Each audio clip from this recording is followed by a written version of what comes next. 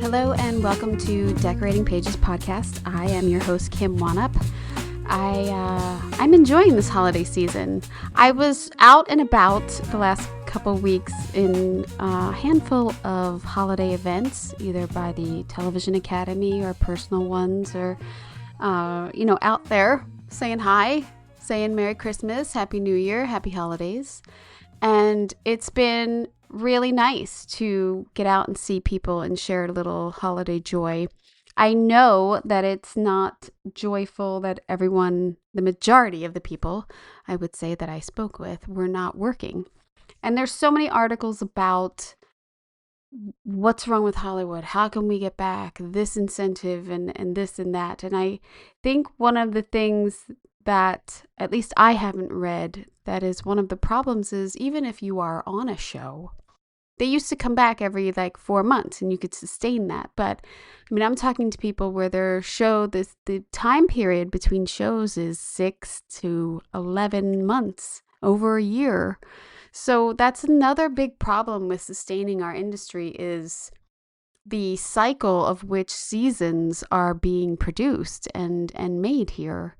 It's not, and you're getting less. So I think that's one of the things I don't feel like I've seen in articles being discussed, but I have very much picked up on that with friends and colleagues and strangers of who I've spoken to in the last couple weeks.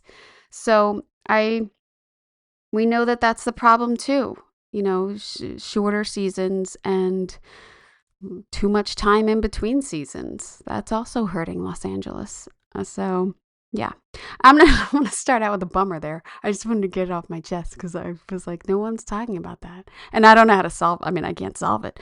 But you're not alone if you're out there waiting for your next season to start and it's been 8 months. So don't feel like you're the only show because I feel like I've talked to many shows who have that going on. So during this holiday season, man, I watch a lot of holiday cartoons with my boys and, a holiday movie. Almost every night we put something on.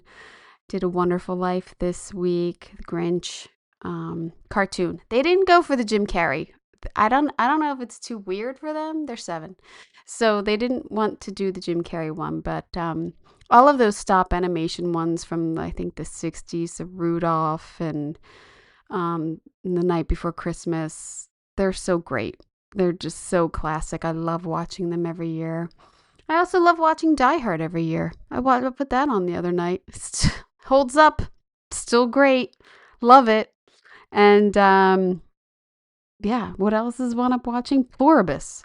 It took me a day and a half to get through those 7 episodes. I wanted to wait till they were all out and then binge it, but I went to a party and I knew I was going to see the production designer, Denise Pizzini, and I was like, oh, I better watch one of these before I speak to her. And then I was like, oh, wait, I can't just watch one. I got to watch the next one and I might as well finish it. So why not? So yeah, that was 2 days of my life. Congratulations to them, Denise Pizzini and set decorator Ashley Michelle Marsh, who have both been on this podcast before talking about Better Call Saul. They have worked together previously. They did a phenomenal job with the sets and just the whole look of this deserted world. So bravo to them. I can't wait to finish the series. If you have not, I think the submission date is passed because voting starts yesterday. Yeah, Monday, the 15th, for the Art Directors Guild Awards, but you can go and look up your competition or just dork out like I do on the ADG website because most of the submission presentations are up and you can look at everyone's drawings and what they built for that episode, and it's fascinating to me. I love to look at people's work. I should say I spoke to the designers and decorator of Avatar and was dying for some set photos of things I wanted to talk about and I feel like I barely found anything online. I mean, I did my best, but I said to them, hey, your presentation isn't up. And he was like, it is today, which I had already, been ready for the interview. So that's up if you want to go look at the Avatar one. And yeah. So let's talk about what we got coming up. We're going to end this year with a bang, I got to say. We are today we have Sinners. We have an Oscar winner and Monique Champagne, which you can't get any better than that name. And then the next 2 weeks, next week we have Overcompensating with production designer Shane Fox and her decorator Erica Laboco. And I'm also going to be having a special segment because I interviewed, quotes, the production designer Rae Song-hai for No Other Choice, which is a Korean film. And we, through a translator, swapped question and answers. And so I will have that also at the top of the episode next week. So it's interesting. If you haven't seen the film, I love it because it's the director of Old Boy, which is one of my favorite films. And so I found the film really, really well done. No Other Choice. And then our last episode of the year will be Avatar. And maybe some what I think would and should win in design competitions for the year. And just talk about the year in film and maybe a top 5. I don't know. Maybe I'll throw that in there. Who knows? I get excited. Those last episodes of the year are always very exciting. So let's talk about today's episode because it's a big one. So let's get to it. Sinners is Ray Coogler's 1932 Mississippi Delta vampire epic. Twins played by Michael B. Jordan. You know I love a twin. A juke joint in an old sawmill. Plantations, hoodoo, the church, the Klan, capitalism, the blues. And it's now sitting right in the middle of Best Picture, Best Production Design buzz. I'm not kidding. I mean, this film came out in the summertime and it hasn't lost an ounce of buzz, I don't think.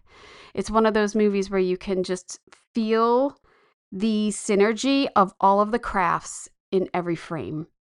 My guests today are Oscar-winning production designer Hannah Beachler, whose work you would know from Black Panther, which she won for, Creed, Moonlight, and so many more, and set decorator Monique Champagne, who I talked to last year about Nickel Boys, which I thought was Best Picture last year, who has come back to speak about their film, Sinners. So, what are we going to talk about? We are going to talk about these builds that they put on empty landscapes so that the land itself becomes a character. Designing one of the main characters' houses as this warm, healing, but like hoodoo, kind of like a voodoo, meets capitalism space that quietly explains the whole economic system of this plantation. They rebuilt an entire downtown from an abandoned moldy buildings into a living, breathing 1930s black business district. They built a juke joint as a full-on building right by a real bayou full of alligators so that Ryan could get that shot, that long oneer, and never cheat a wall. So many things that they describe in this of their process and dealing with the story, this rich story, and there's vampires in it. I think it's really one of the best pictures of the year. I really enjoyed it, and I've said so, and I was obsessed with it in summertime. I have a small video about the sets that I put out then, but you absolutely can check out the YouTube video and look at all of the sets that we're working on.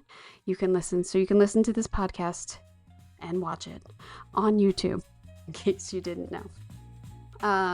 But yes, I hope you enjoyed this as much as I did because I just love talking to these two gals. So I hope you enjoy.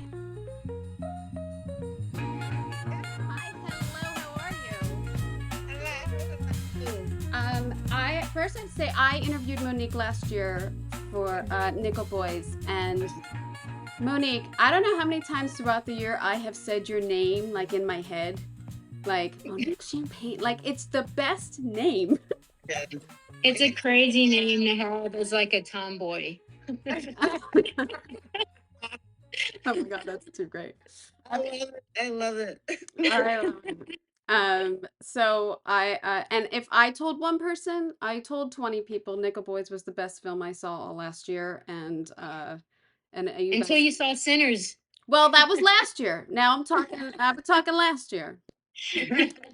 This year, I mean, you guys did a fantastic job, and I gotta say, after watching it again this past week, I don't see why it wouldn't be nominated. It has so much more going on than just vampires.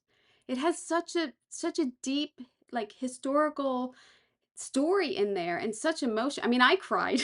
I cried because I have twin boys, so I Oh, cried when. oh wow. So I mean, I didn't feel their pain, but I cried a little because I was like, oh my God, two brothers like that. Yeah. Yeah, it's such Yeah. a great film. Um, were you super stoked to get into this and do like this horror? Well, it's not really horror though. I mean, it is, but like I said, it's so much more. I mean, in the beginning, I like when I before even Ryan even started writing the script and before he told me anything about it, I just heard about it. Like, oh, there's this. He's doing a movie and it has vampires, and I'm like, oh, like I started out in horror in New Orleans, in Baton Rouge. Not even New Orleans. It was Baton. Let's just be real. It was Baton. Baton Rouge. And, we were throwing blood everywhere. I'm like, I got this. Like, I know, I know how to throw blood Yeah. and make it spooky. Like put bloody footprints. I know how to do this. And then he like around October, November before we shot the movie, um, he sort of called me and told me like, okay, this is the story, and he was getting more into writing the script. And then I quickly realized like it's not. It's a movie that has vampires in it. Yeah. Yeah. No. Yeah. I mean, it's the brother. I mean, this story about brothers and about community and about, historical facts and bringing all of that to life. It's intertwined so beautifully. It's such a good film. And I feel like everyone I know has seen it and loved it. It's one of those films. It's like, yeah, yeah, that was good. Wasn't that good? Yeah. It's like Yeah, that. I think it's been amazing to kind of like watch like the entire internet like try to unpack Sinners. Yeah. Because I think it's like it's not like just the story about sinners, it's also like a story about us. And so that's been really cool to see people just like dig in there and have real conversations and confront real feelings and like it's just wild and beautiful to witness in real time how all that unfolded, just to see how it inspired so many people. Like, Hannah, did you see the little kids reenact the trailer? I did not. Oh, I really? can't. I tried to find it the other day to send it to you. I'm gonna have to find it. Is crazy. Like all the people who were inspired by this film. I don't think like when I first met Hannah, she was like, "This is Ryan's most amazing work. Like you really put it in me that like you believed in this project so much." And but I didn't like. I don't think I could grasp it until I saw it. And then Mm. I saw it and I was like, "Oh my god!" Like it changed me and it expanded what I believe art can do. And like that, I don't know, it's like I'm still discovering ways in which it's changed my life. And I don't mean to sound dramatic or whatever, No, but I you. even go back to the experience of like working with Hannah. And yeah, what a treat. Well, it's also what you two have brought to this screen and what has been brought design wise and decorating wise to each set and to the story. I mean, when I saw it in the summer, I actually did like a set obsessed video about it because of the prayer cards that you had hanging of such a That was Hannah's idea. That really, wonderful yeah. detail, which I'll get to in a second. But like the details are phenomenal in this film, and I mean, I wanted to start with the church and how that the importance of this and the starkness of this for the film. I love this shot. When Autumn sent me this shot, like she sent me a still of this, I was like, and it hit me right away. I was like, this is a Southern American Gothic Yeah, Mhm. film. so Like beautiful. the picture says that, and it's classic. And I wanted these. buildings to be, because Ryan had talked to me about like Sergio Leone and, all of those old Tom Ford, like, Mm, big landscapes, right? yeah. Big vistas. And there was usually like a person on that landscape or two people on that landscape juxtaposed, or uh, one thing, right? One shape that stood out amongst the giant landscape. And also the same you kind of felt in Big Fish. Right. That was Dennis Gassner and Tim Burton. Mm-hmm. And you've got these shapes, these really extreme shapes.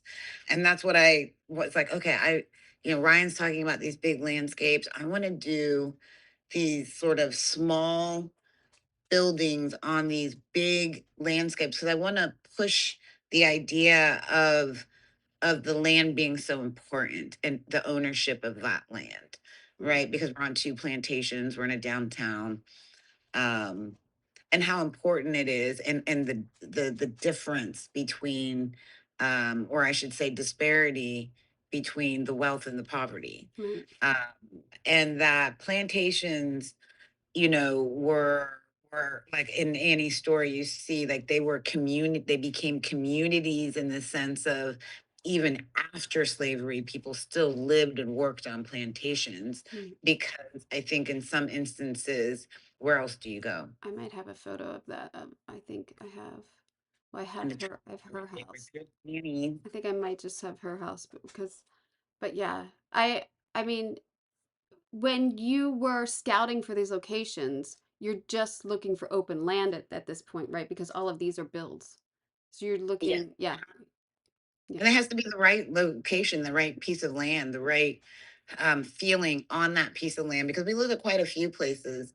And that's one thing, Ryan is really, really giving with is like when I feel that in a locate, like this is it. And, I'll take him and I'll walk him through and we'll talk about it. And it really is a feeling.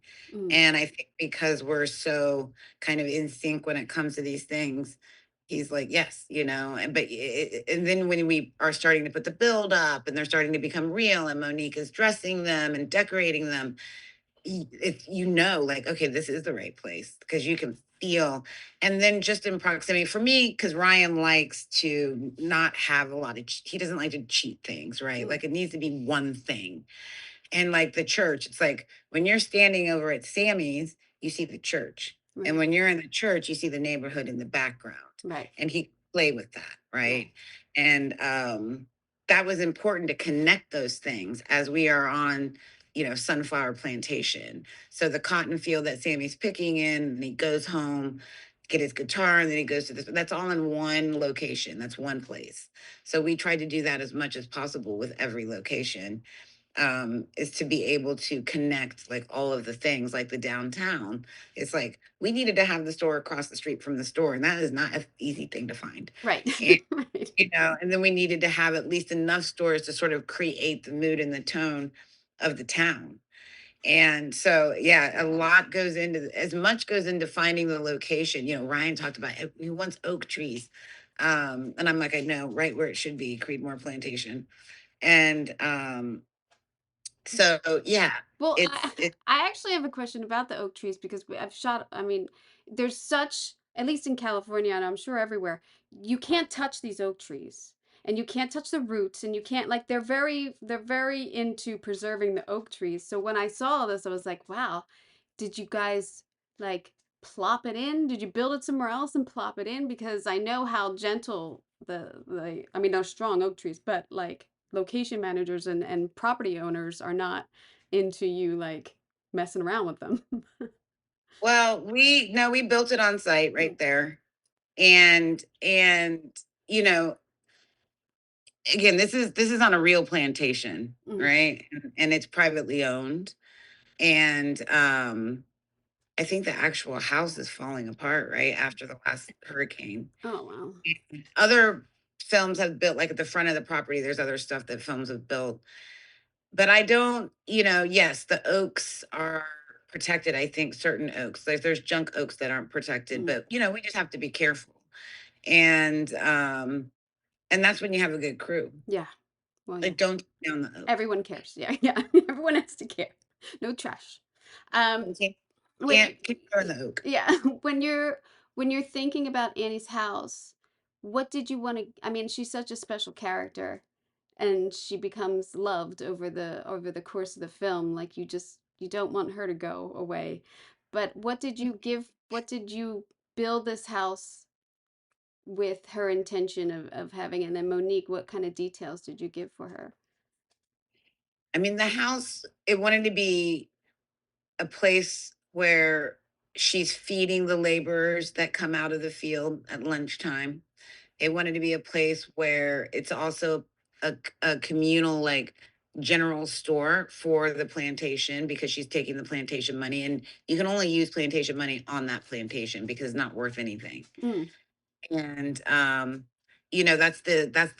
that was the trick, right? Is that it's still slavery. right. Yeah. It's still in their Still, world. It's it's still still in that world, yeah. but you are now it's like, well, now I have this paper that doesn't mean anything, that feels like I'm getting something. And that speaks to the bigger point of capitalism, because now we have paper, green stuff. And how much does it mean to you in your Right. life? Like, what is that going to get you at the end of the day? Does it give you love? Can you take it with you? It's that idea, like, what does money mean? Right. Any Like, what is the worth of it? Here it's worthless. And they talk about that several times throughout the film. Yeah. So, Annie's wanted to be a place where you can go and get medicine, because she's from New Orleans originally and practices hoodoo. So, there is, I remember talking to Monique and some of the research where you would flatten a dime and then put holes in it and put it around your ankle. And that Hmm. helped you with, like, swelling of your joints. It helped with also warding off bad luck, that type of healing, right? Which is in opposition and the twin, if you will, to the church and the grocery Right. store. Right. It's a different type of spirituality. It's a different type of religion. Like, the church is like the religion that we know, and hoodoo is the religion that we're afraid of. And so they're still healing people in a different way. And it also opens up the conversation about, like, well, what is religion necessarily? Well, Is it is it's it different than the juke joint? right. Well, it's funny too because her hoodoo and then some of the Christianity things like the holy water and things like that come into play and play together to work against, what they're fighting. So it is, Exactly. yeah, Exactly. Her knowledge of what those things are right, would come from a certain um mysticism, right? A certain understanding of demons and haints. And that's not something you're going to talk about, haints or vampires, in the church, right? right, right, So right, then, in order to destroy them, then you need this religion. So you really have to think about what all of that kind of means. It goes far beyond, are we destroying, is this idea of, and I think it's baptism for Jedediah, or in what I would call traditional religion, at anyways, Christianity, is destroying the demon, and hoodoo is identifying it. Like, what is the demon really? right. So there's so much that you can just sort of dig. And like Monique was saying, it was so much fun to see people unpack it all, because Yeah, they were unpacking it. And it was delightful to see, like, oh, some people would bring up things that I didn't even think. Oh, Yeah. and that's once you have the baby, it's everybody's. And right, everybody gets an opinion and what that means, because the idea, and I think the brilliance of Ryan Coogler, is that something means something to everybody in a different way. And that's okay, because that's how we're supposed to live. If you listen to Plato, is that we all are allowed to have these different ideas and opinions and feelings. The point of it is, like, to just don't kill each other. right, If you right. We can, so, you know, do your thing, don't kill people. And so all of this collides together, and I think Annie's was a really good point of seeing those things come together, of the idea of capitalism, the idea of spirituality and religion, right. and the idea of healing.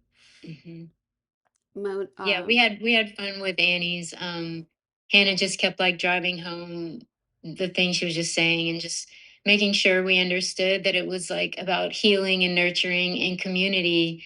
And so the things that we brought in there were serving a purpose. And it's one of my favorite sets for sure. It's so sweet. Did you? So she has stuff on the outside, and she's making stuff on the inside, and you did this great thing while making her windows like the menu, right? That's what's on sale, or that's the menu of the day, Yeah. which I thought That's was the so menu. really Mhm. fantastic. Um,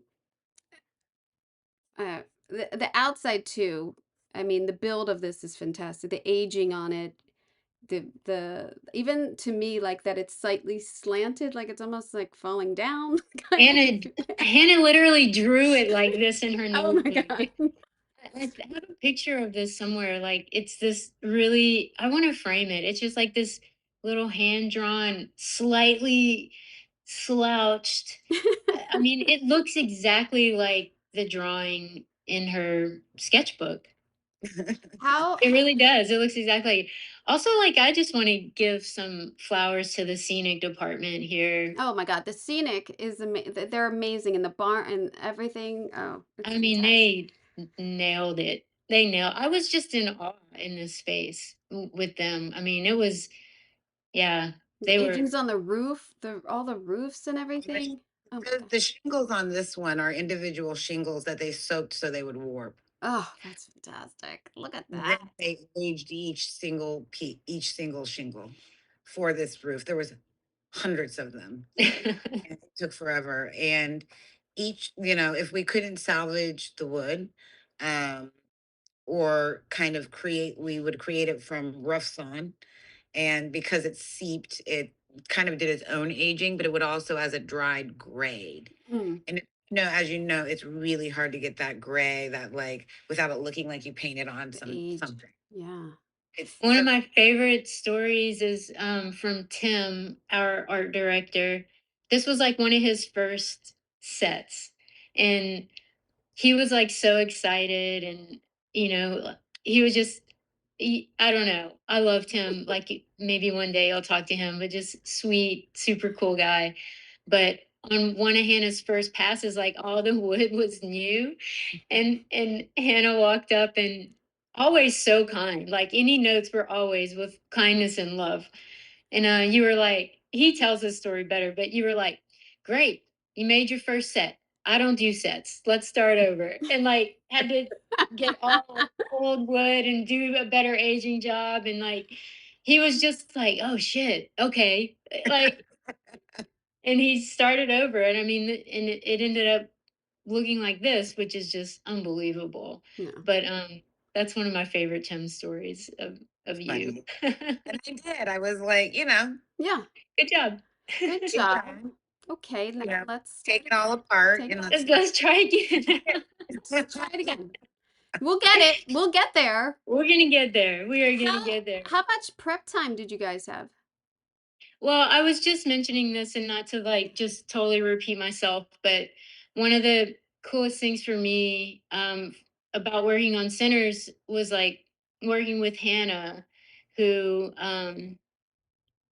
I don't know, like I don't want to just like repeat myself because we just said all this, but like Hannah has so much wisdom and comes from such a deep background of this whole world that she really fought for us. So I felt really supported. I felt like we had the time we needed, we had the resources we needed, Oh, that's great. more so than on like any other show I've ever worked on. And she really went in there in the beginning and fought for us all to have those things because I think because she comes from a background of like growing up in a family of artists and then being in the art department as like a set dresser and then a set decorator and working her way up to become a designer, she was able to anticipate like any of the problems that we would have.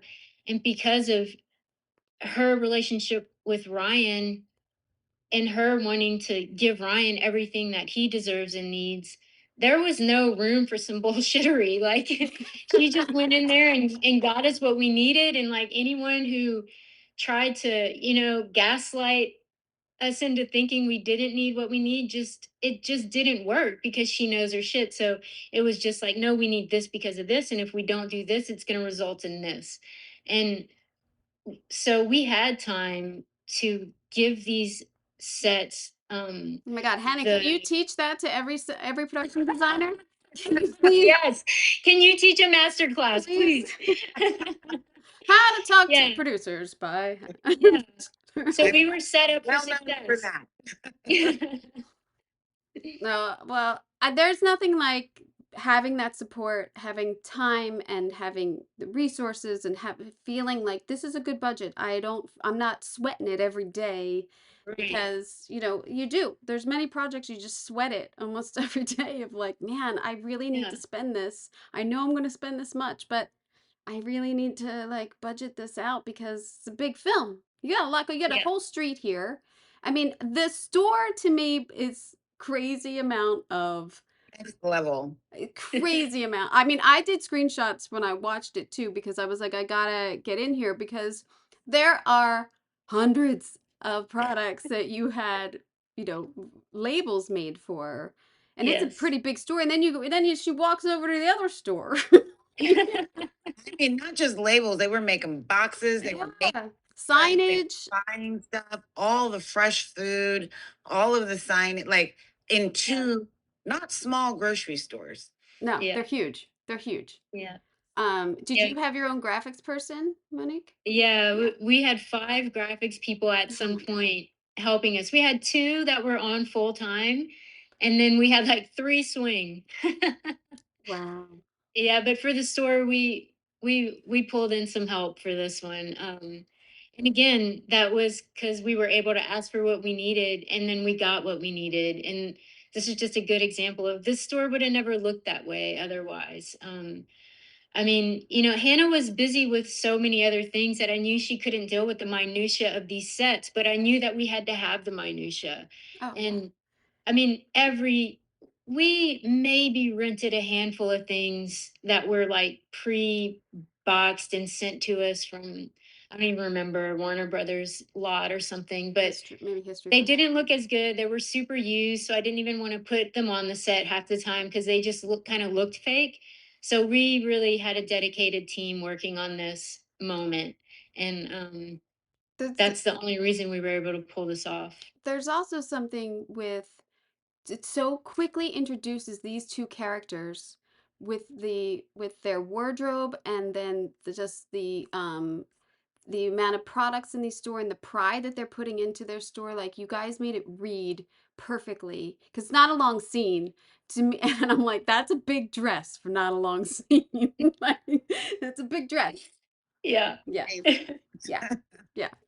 Thank you for the wides, Autumn. Yes. Yeah. Oh, always the wides. Yes. Always the wides. Yeah. I always tell my DBs, keep it wide. Keep it wide. But yeah, brilliant. I love the story, the whole street, just all the signage on the street. So this is a real town, or did you build this?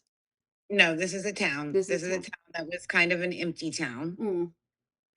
All of the buildings that we were in had nothing in them except for mold. Yeah. Mold. Yeah.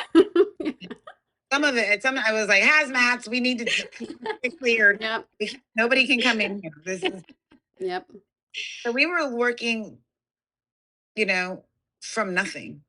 Wow. There was nothing in these buildings. It was, what's interesting to me is that when I went to do my research scout in Clarksdale, it very much resembled the state of this town before we got there.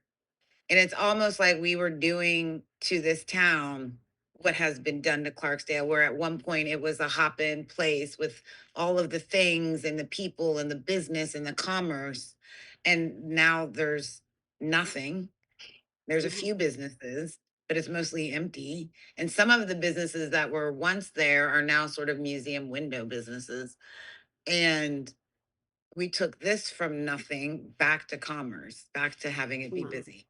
So it's like, it was kind of, again, we just found these great locations, right? These perfect locations. And one thing that I wanted to make sure of, any town that we used had to be the right time period. It had to be built and up within 20, I think 20 years of what I wanted, within 20 years of what we were shooting for in 1932. And this was in the late 1800s, early 1900s. Donald out in New Orleans. The locations are great. I mean, Yes. yeah, because okay. Find us a street. You know what I mean? Like built within this time period and make it Yep. work and and you're lucky. You're pretty lucky that all those businesses were out of business, because then you gotta buy off all those people. You gotta clear out all their stores. So Yeah. it's either And one devil or the other. some of the towns that we did look at that everybody liked were completely occupied businesses, and I was like, no. Yeah. Good. Because that's why it's Yeah. going to be more cost efficient, Yeah. have more control if we go into empty buildings and build them. Now it's going to be harder for us. And the one thing I want to say is, like, I understand as a designer that you are nothing without your crew. So why would you withhold anything from them if you can fight to get it for them?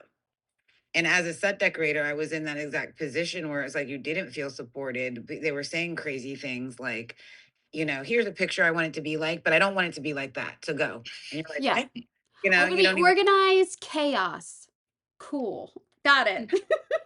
hear that one more time. Oh my God. I've heard it so many times. I've heard it so many None times. of that makes sense. And, be sensible about it. Treat people with respect. Understand that they are also creatives who have an aesthetic and have been working in the business for a really long time and have a lot of experience. And then let's all discover together, Yeah. like what it, and the paint team and the construction team. Also, we had to find the time to do the process, to go through and figure out how do we can't find all the wood, we can't salvage, right? Because you can only find the wood on the top of the pile that's going to work. Anything below isn't going to be the right type of wood. So we still had to have new wood that we had to take back. Some of it was rough sawn, some of it was not, but it all had to, most of it was rough sawn. I'd say 95% of it was rough sawn. But like framing things up and stuff, like the store, because that wall didn't exist there. Oh, that's the building. We built that wall, yeah. And the inside of that is framed with 2x4s and whatnot. So but anything else, it had to be dimensional, because that's what they were using back then. They weren't using, 1 3/4 by 3 3/4. They were using 2 inches by 4 inches, or 10 inches by 10 inches. And as boring as that is to everybody, I can really promise you that one day on the set, a grip came up to me and said, "Is that like a true 4x4?" Thoroughly Yes, impressed. yes, sir. And I said, "He saw it." That's all. That's all you need. That's all you need. This is when if anyone's ever like, what's Hannah Beachler like? I'm like, she's an artist, like about people for people. Like that's how, like, I mean, I could describe you in a million ways, but like it's true. It's like she's thinking about not only the next level design and the like deeply researched and like just I love research. like philosophical interpretations of the story, but then she's also like, all right, there's people behind this who are going to do this work, and I know because I've seen it done. So yeah, like how do I set it up to get what I want, instead of just saying like, oh, I want this thing that's insane, and leaving you to try to figure out how to work through these scraps to get there. So I think Hannah made the whole art department. I mean, Hannah's logical. Hannah is logical. Is that you mean? Yeah. Well, it's right. You and I know that. Some people are delusional. Some people are logical. It goes back to me actually coming up through set deck side as At one point, I was a carpenter, I was a painter, I was a scenic, I was a set dresser, I was an on-set dresser, I was a set deck buyer, I was a set decorator. I only was an art director once, it wasn't successful. And I was only an art department coordinator once, and I quit because I was like, what is this? Like, this is no. And so, and I welded for like 5 seconds. But when you do the work, and you do all of those things and you learn, like, Gene Sardina was a mentor of mine, and Maher Ahmad, like they were on the very first thing I did as a set dresser, and Grant Sampson, they all like, you know, really, because it was a 9 month movie, really like took me under their wing and was like, this is, Grant would be like, this is how you rig lights. This is how you wire lights. And Gene would talk about composition, Yeah, and Gene's great. talk about the build. Gene was fantastic. I love Gene. And so it's like I was very lucky to experience all that, but I also understand how much work goes into it because I moved on a dolly Mm, all of the filing cabinets, right, right? right. Moved the couches. I Sliders. did the thing. Moonlight was me plus four people. So someone Oh had my to Incredible. That's incredible. That's incredible. and put everything into this place and take everything out. Like it was me and a decorator doing all of that. That's so So wild. like, she drove the truck and then we loaded it together. Oh my That God. that is absolutely one piece of advice I give to people is you have to work your way up. You can't just be a decorator. You can't. You have to do all these other jobs so that you know what those jobs really entail. So when you're asking for something, you know who to ask to do it.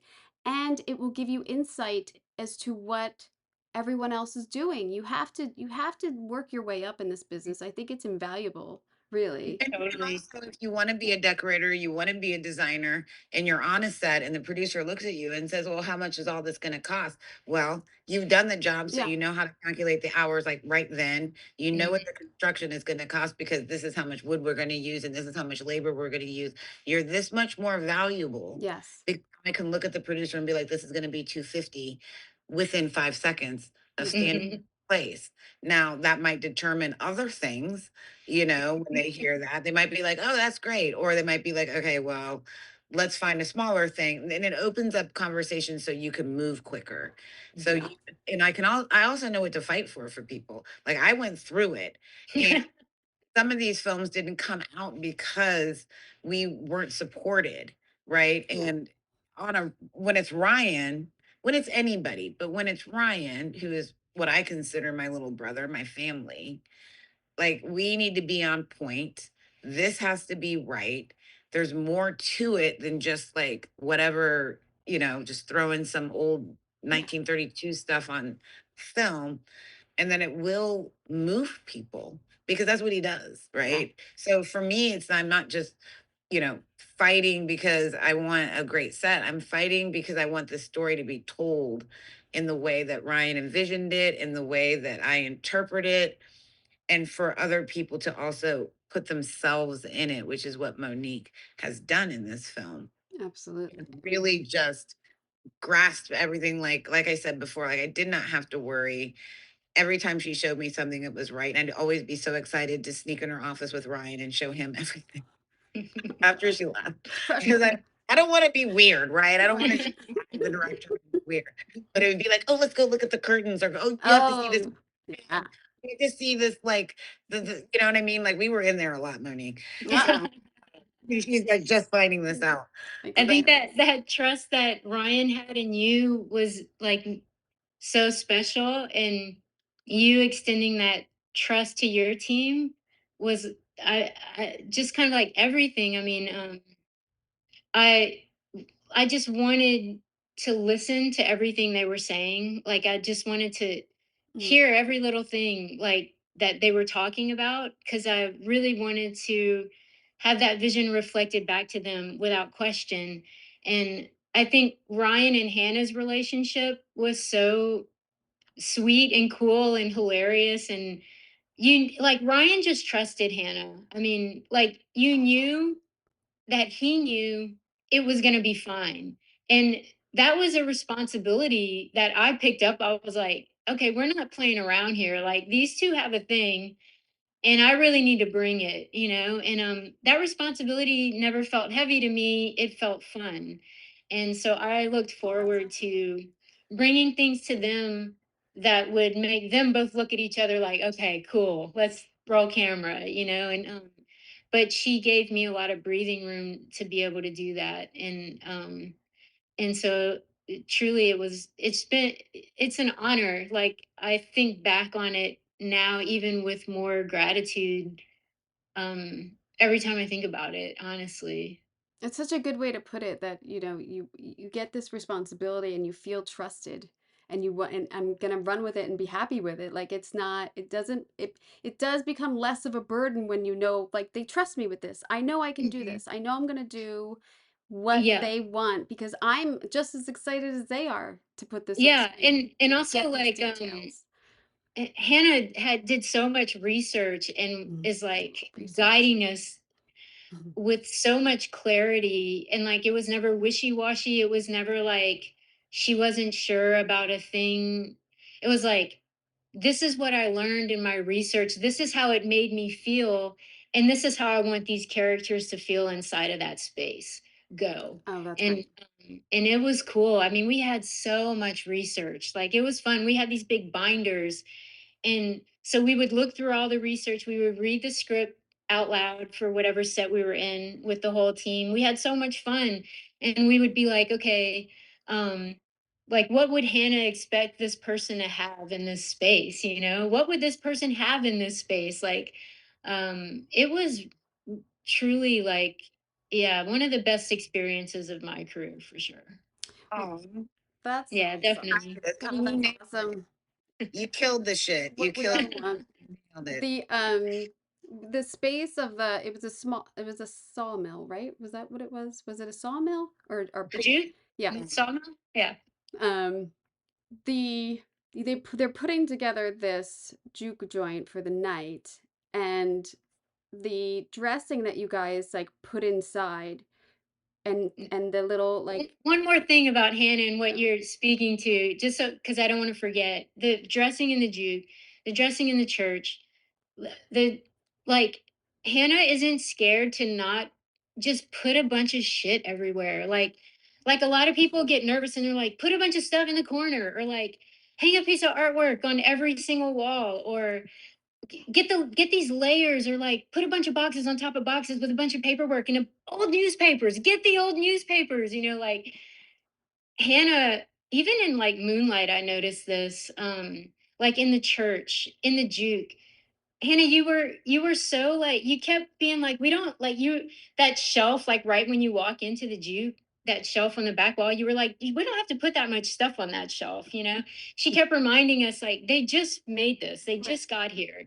So like, you don't have to go overboard with set dressing. And that's rare. And I think that is it's rare. because she's confident in like her vision, and she knows what she wants, and she's not trying to like fluff it with some shit. And I don't think it's rare with designers. I think it's rare with directors and DPs. mm, I think DPs usually want something on the wall.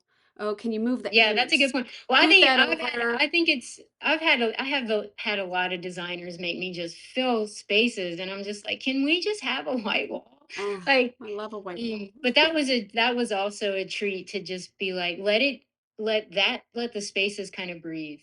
Yeah.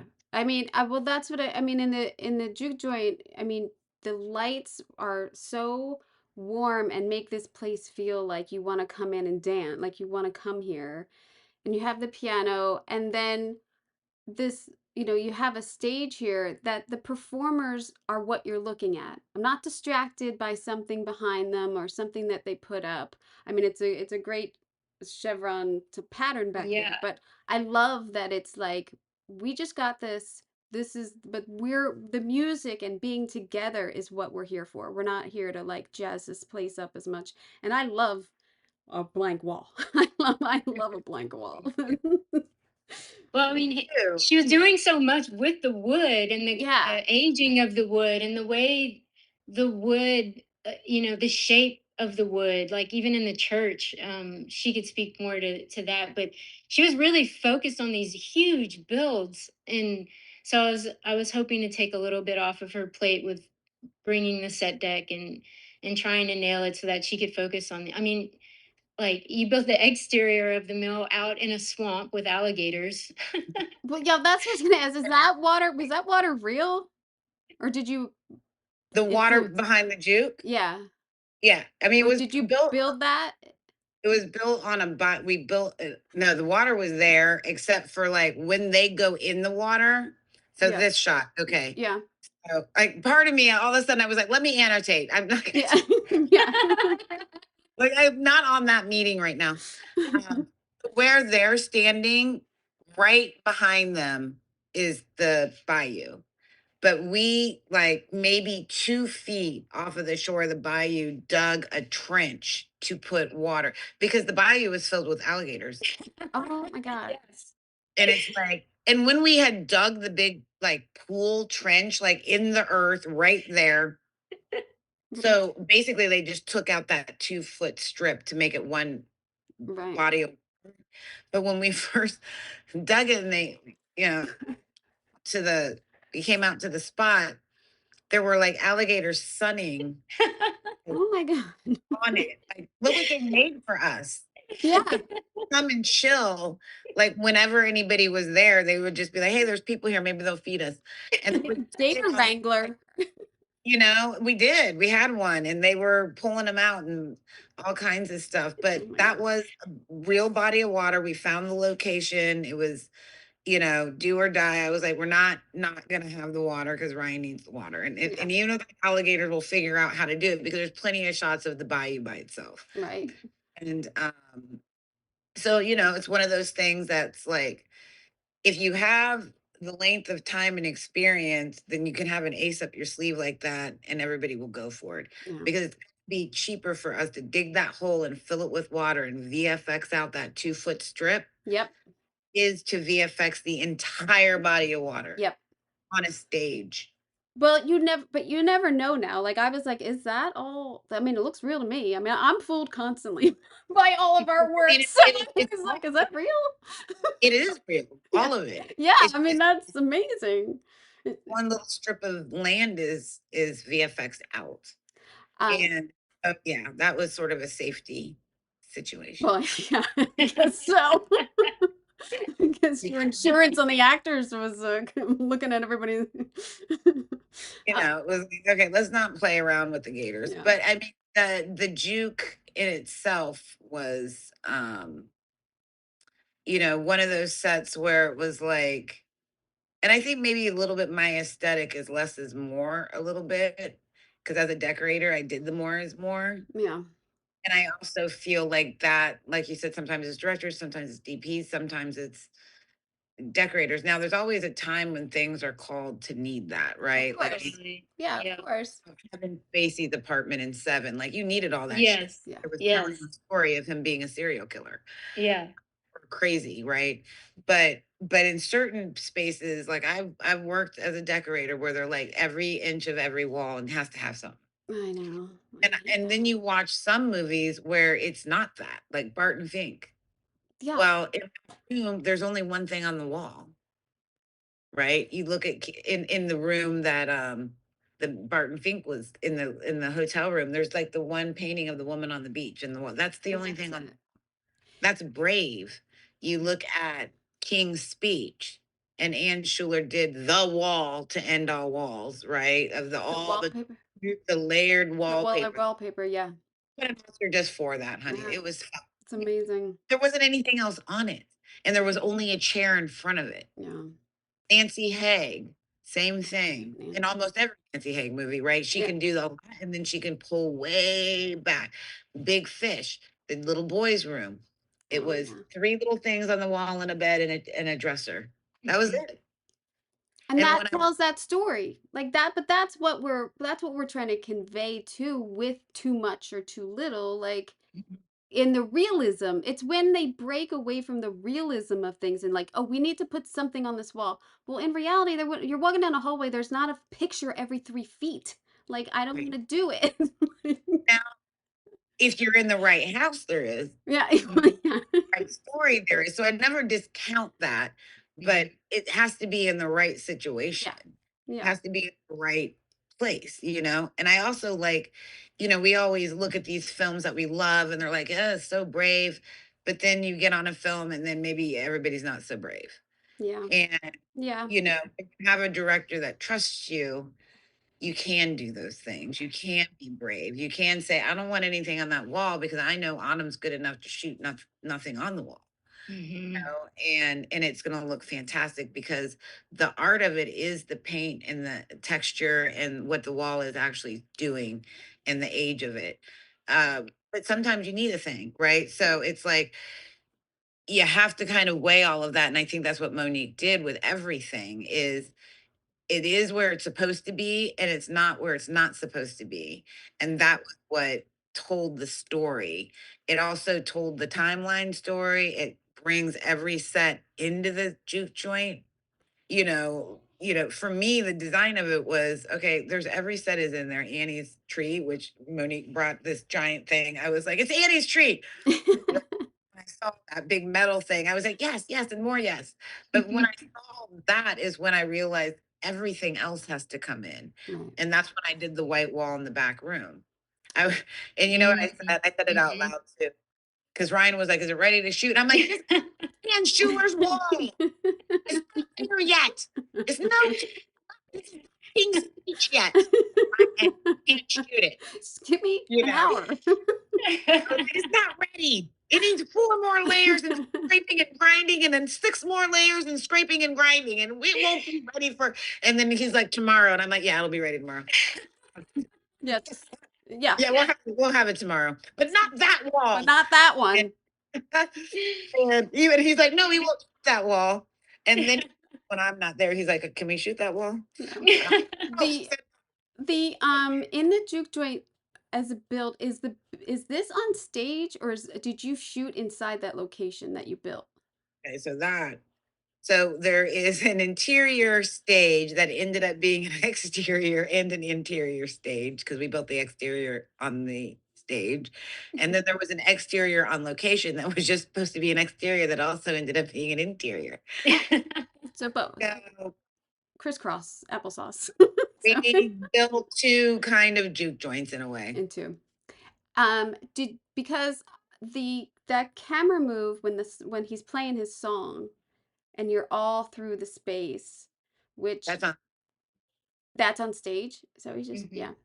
Because I was like, that's such a fluid movement through this space. I'm wondering, like, did you pulling walls as they go, or are you guys moving stuff? It's such a beautiful shot. Build of the juke joint was the build of the juke joint, right? Like for me, I'm always like, well, I'm not going to build pieces of it. I'm going to build the entire thing. I mean, we built a building. We built a building. Yeah. So when you walk in, you can shoot whatever you want, wherever you want, whenever you want, because it's all there. And so you don't have to cheat it. You don't have to move a wall. You don't have to do a thing because there it is. And we've discussed, the oneer, we discussed like everything that has to happen and the blocking. And, when Ryan and I were first even discussing it way back before he had the script completed, part of it was like me doing the research on how sawmills work, when sawmills were in the Mississippi Delta, north and south. What kind of revenue were they bringing into the state? What all the different sawmills meant, what they did, like who worked there, the whole thing. And then I did several different layouts of sawmills. So he could kind of, as he's writing, consider the interior and what he would need and not. So then when we both got to New Orleans, he sat down, he's like, well, what I need is a really much different than what you have. I just need the back room over here and then that over there. Wow. I was like, okay. Very good. Then was it was it scripted that the scene between the brothers and like that they can always look down? Because I love these shots when they're like up in the rafters, or did they move them up there since you gave that to them? Yeah. And I love to give, right? Like that's so much fun. Yeah. And even if even if he would have never went up there, that second level was getting built. Yeah. It was like, because I know that if he didn't go up there to shoot a scene, you can shoot down. Right. Right. And I have to also kind of get in the mind of like, okay, I know them well enough to know that we're going to be in there the entire third act. Right. It can get boring for everybody. And so what are we going to put into it to find the angles, to speak to the rest of the film and the movie and the character? Like, there was all this sort of like that we could do. And I was going to, do it. So that's kind of where that sort of thought came from, as far as let's just build. And I've done that with Ryan on almost every movie, is like build it all out so he has the freedom to do whatever he wants. Yeah.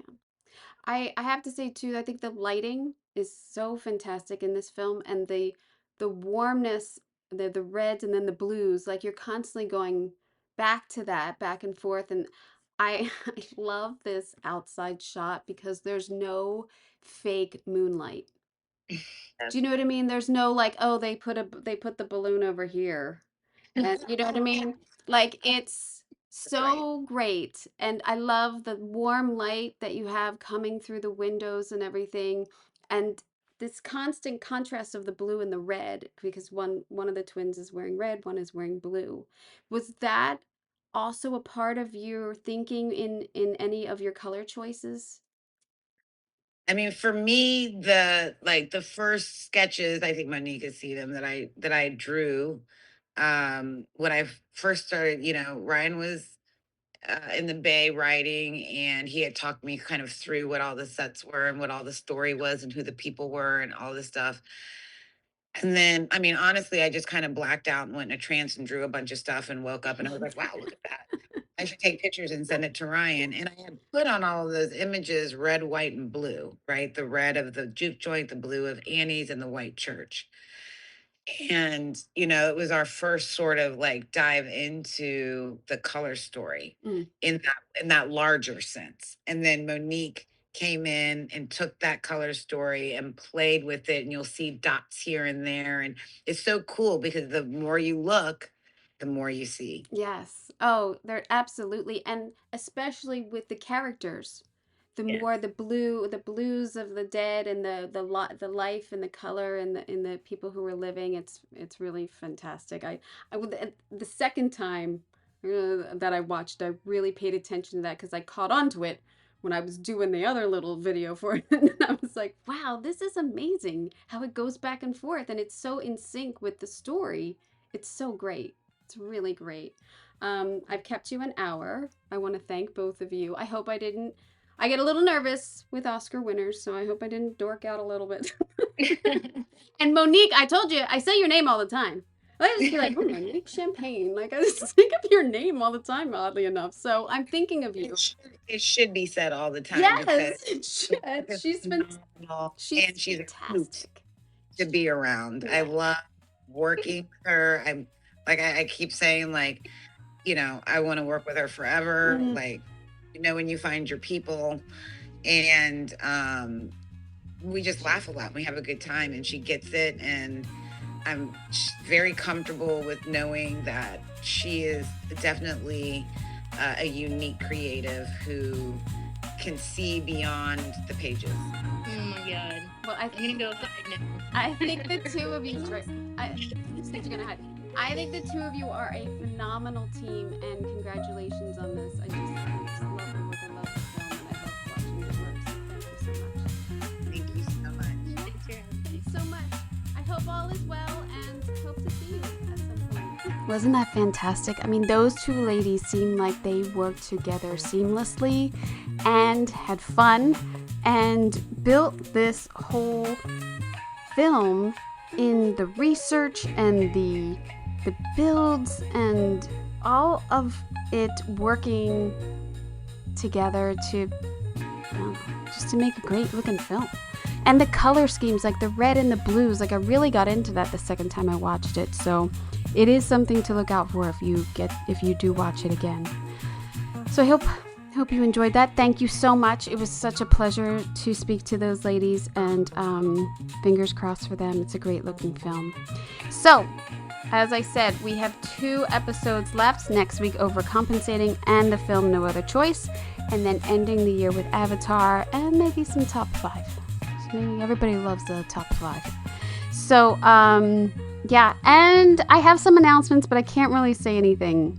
I know nobody cares at the end of the episode, but if you're listening this far, then you know something maybe a little big might be coming up. So there you go. Little tidbit for you, the long listening podcast listener. So I hope you enjoyed that interview as much as I did, and I will see you next week. Thank you for listening. I'm Kim Wannop for Decorating Pages.